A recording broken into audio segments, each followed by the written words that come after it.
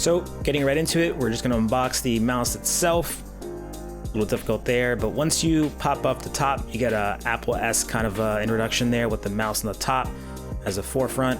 And the weight of the mouse is actually very nice, super light. One of the first things you'll notice, obviously, you won't have the wire weighing it down, so gives it a whole different type of feel to it.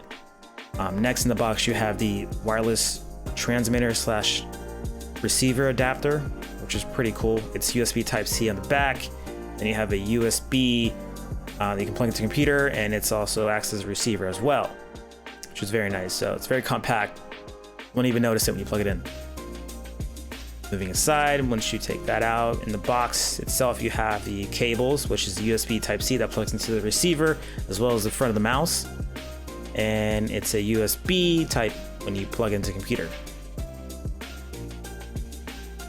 And you have some extra mouse skates, which is very nice once yours get ruined, or mine does. Then you have some extra stickers and instructions.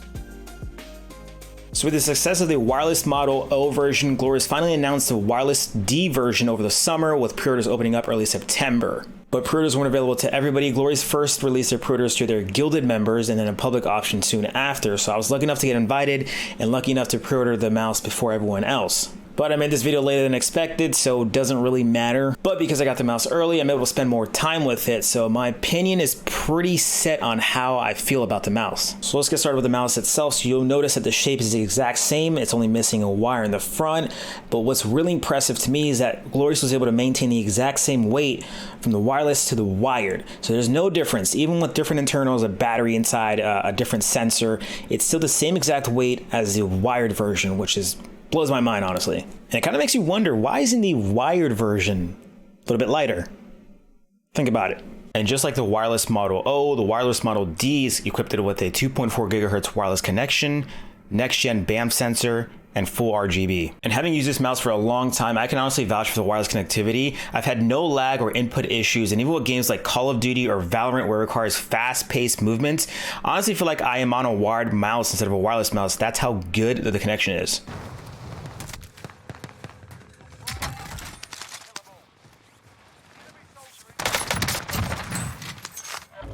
So just to see how solid the connection is for the mouse, I did put my phone next to the mouse itself, changed it from the 5 antenna to the 2.4 gigahertz antenna, and put on my Bluetooth headphones and had everything streaming, some videos or music or whatnot, and I had no connection interruptions, even with fast-paced games such as Call of Duty or Valorant.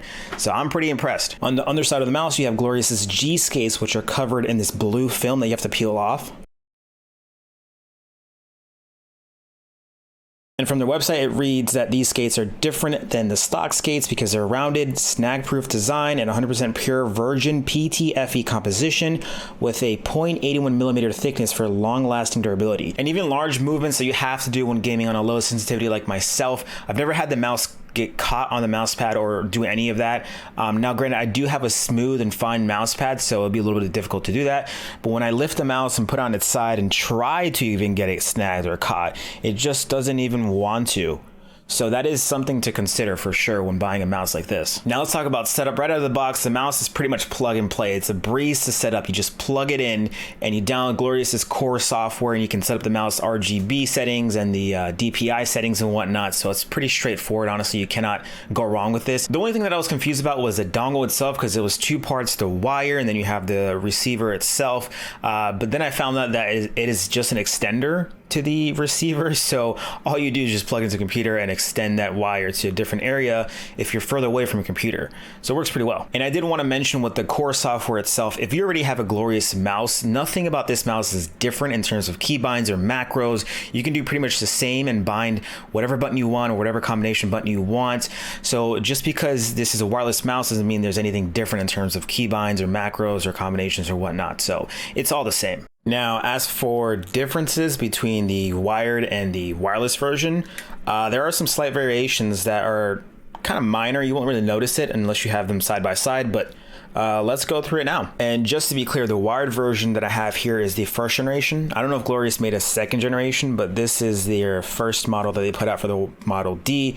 So it could have changed, but I'm just going by what I have here. Right off the bat, the first thing I noticed after a side-by-side comparison is that the wireless version is a bit smaller than the wired version. And I tried to look this up on Glorious's website, but they had no dimensions for the wired version. So I can only go by what I see, but I do notice that it is smaller. It is a little bit more compact, and it's not as bulky, so it's nice. The second thing that I noticed right off the bat, and this could be because of extended use on the wired version, since I've had this for such a long time, but the clicks are different.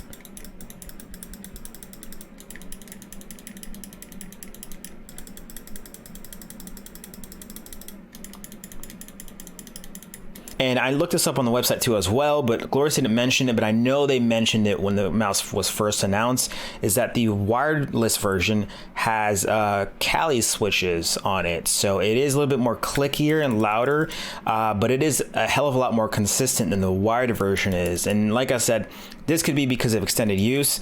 I think I wore this one down after such a long time. So that's probably the problem there, but yeah. So on to my last and final impression of this mouse, which is the battery life. Now keep in mind, these numbers are rough estimates and a lot can change depending on so many different factors with the mouse battery itself. But for the most part, with consistent settings, I have had consistent results in battery life. Now naturally, the longevity of the battery life has a lot to do with the RGB profile settings that are within the mouse itself. So within Glorious's core software, you're able to adjust a lot of the lighting that's there, coming down to the effects and to how bright the RGB is on the mouse itself. And there's even a little model that you can preview to different effects or whatnot before you actually attach the settings to the mouse itself. So that's pretty cool. But you can imagine the different extremes and what they do to the battery as you attach different settings. Now, obviously for testing purposes, I did go through both extreme ends of the spectrum. So one day I had it with full brightness RGB, and then the other day I had it with no RGB on. And the results are pretty predictable. You can guess that with full RGB on, you get about 6 to 8 hours of battery life before you have to start charging it again. And with no RGB, you get the pretty much advertised 72 hours of battery life, and probably even more if you don't use it as much and let the battery or let the mouse kind of just sleep in its own way. And for those of you asking, how do you know how much battery is left, or how do you know when this is about to die? And the answer is you kind of have to take a guess. And that's a problem because the only way you're able to exactly figure out how much battery life you have left is through Glorious's core software. Other than that, there is an indicator when you have low battery left, but that's kind of an extreme. So the RGB scroll wheel does flash red to indicate that, hey, you need to charge it now. But like I said, other than that, you have to pull up Glorious's core software to figure out the exact percentage of battery you have left and if you want to charge it or not.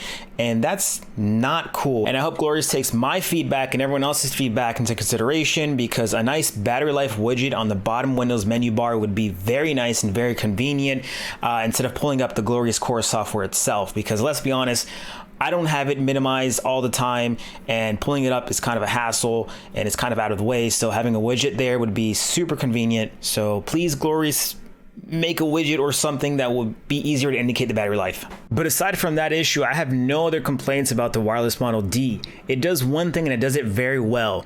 Gone are my fears of owning a wireless mouse where I'd have to struggle with connectivity issues, lag, or input ups. From the very clean RGB lighting to the lightweight of a very comfortable wireless mouse, Glorious truly delivered and blew past my expectations. Wireless is a new wired, so stop buying mouse bungees and get yourself one of Glorious's wireless mice.